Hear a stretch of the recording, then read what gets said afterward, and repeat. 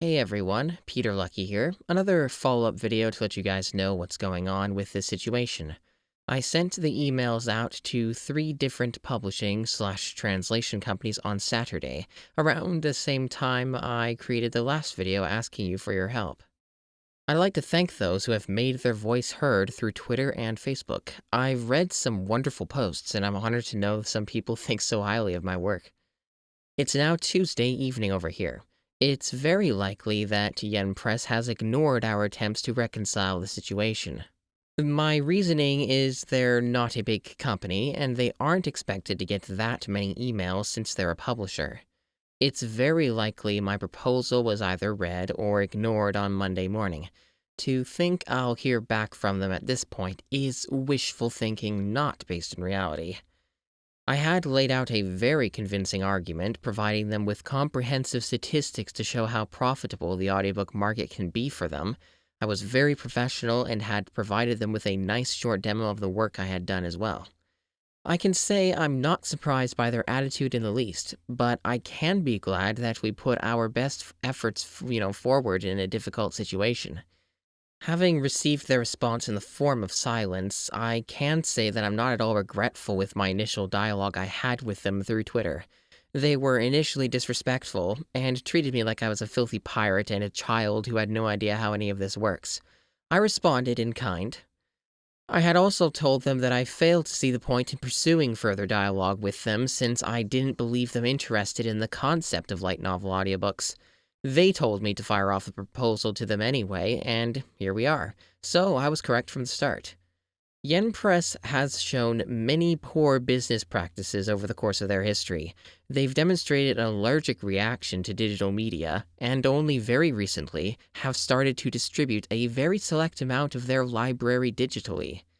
This is partly to blame for some light novel publishers in Japan being very stuck on print as well, but it also shows Yen Press lacking persuasion and conviction to pursue the obvious demand for more digital releases. I mean, you have to look at Amazon, and their release schedule for light novel ebooks. Like, just ebooks, never mind audiobook stuff, just ebooks, simple stuff that's already done that you just distribute, to, the Kindle stuff and, Nook and all these others, right? For just the Amazon stuff alone, the Kindle stuff, they're making the Spice and Wolf digital releases stretch out till like fucking August or something. It's absurd. Like, why would you do that?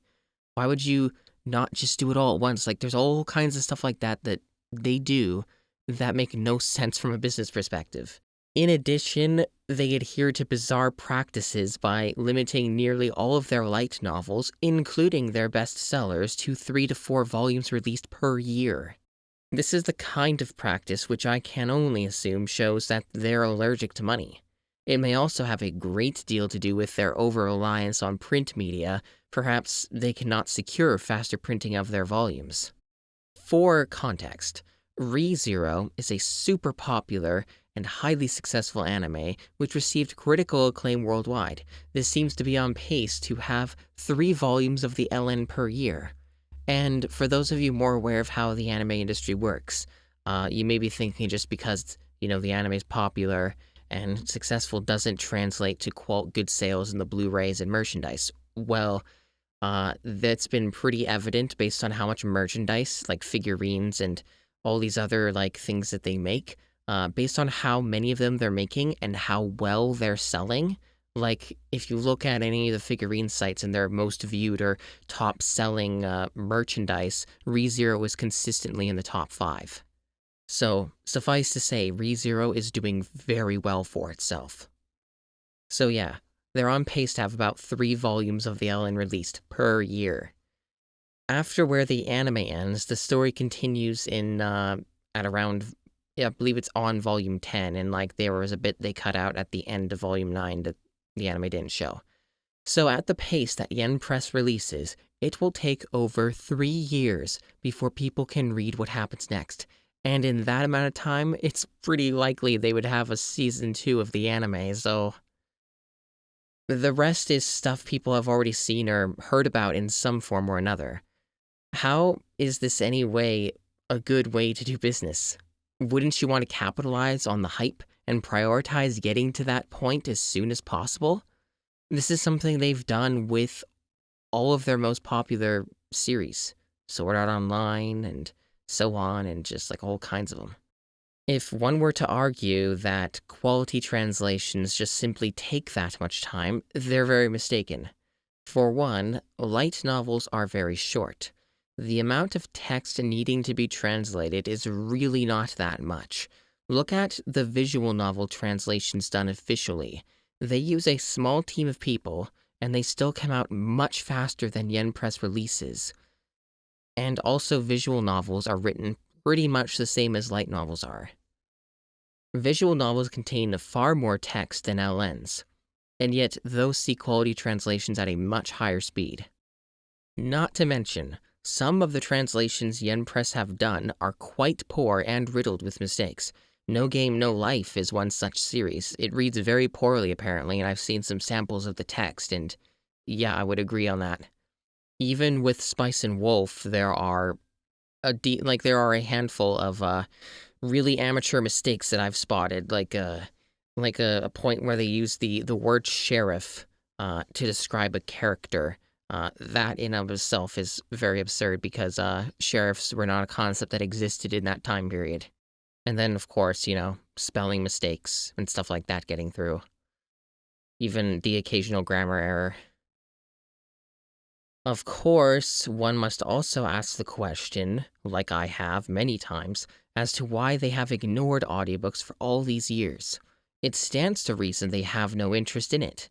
It's not the first time people have asked them about these. Every now and then, efforts are put forth by some community or whatever, and they continually ignore them. As a whole, they're a company which reminds me a lot of Nintendo. They seem to have an attitude of not liking money. They have an obvious means to make more of it, to meet demand for a product, and they stay silent about it and ignore it like it's not there. Looking at you, Metroid. Of course, they didn't hesitate to threaten taking down my years of hard work. And, if I didn't, I just had to do it for them because they would have done it for me, All in the name of protecting rights and property, according to the asshole I talked to on Twitter. So, which again, it's something that Nintendo does exactly. They did that with that really awesome 2D Metroid game that some fans made. It was apparently fucking phenomenal. You can still get it on torrents. And they took that down ASAP as soon as it was released. But Nintendo themselves will not do anything with the Metroid franchise now. So, again, sounds pretty familiar, doesn't it? I've also done some of my own research into Hackett Book Group, which makes up several divisions in an office building. Yen Press is one such division/company which resides there. Speaking of Yen Press, the company owns 49% of them, so Hackett Book Group owns 49% of Yen Press. Whereas some Japanese publishing company that I can't remember the name of at present, but it's been around for quite a while. Last year, this company acquisitioned them last year and owns the rest of the percentage. So Yen Press themselves, they don't own themselves. Like, they don't really have that going for them. So, like, talk about convoluted, right? They're like a company, but they're owned by two different other publishing companies. Like, how you kind of see how that's really complicated and weird? Because it's like, they're supposedly a publishing/translation company, yet they work inside Hackett Book Group USA offices in New York. They're literally in the same building. And yet they're owned by that company, and then they're owned by this Japanese company. So, like, do they answer to, like, two different management and bosses? Like, it's a bit fucking weird and absurd, don't you think? I don't fully understand how that corporate culture bullshit works, but suffice to say, it's pretty confusing, isn't it? So who even knows exactly what Yen Press really is, because they don't sound like they have any real independence to me.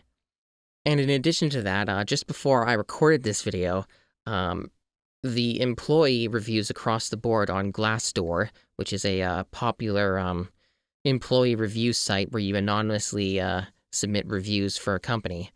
And I read, like, all their reviews. There was, like, about almost 100 of them. And whether positive or negative, they echo the trend of a failing company with a high turnover rate. Um, oh, and for the record, these employee reviews are not for Yen Press, they're for Hackett Book Group USA, but because they work in literally the same fucking building, you may as well be talking about Yen Press. So anyway, whether positive or negative, they do echo the trend of a failing company with a high turnover rate and an atrocious IT department. A lot of the reviews were harping on the IT department being absolutely fucking awful and like using incredibly outdated methods and software and stuff like that. And then people say poor communication, meetings that waste time, where two people end up making most of the decisions anyway, and you being there is a waste of time, doesn't matter. And apparently, just the whole company is rife with politics and like just upper management not giving a fuck about people below them and stuff like that.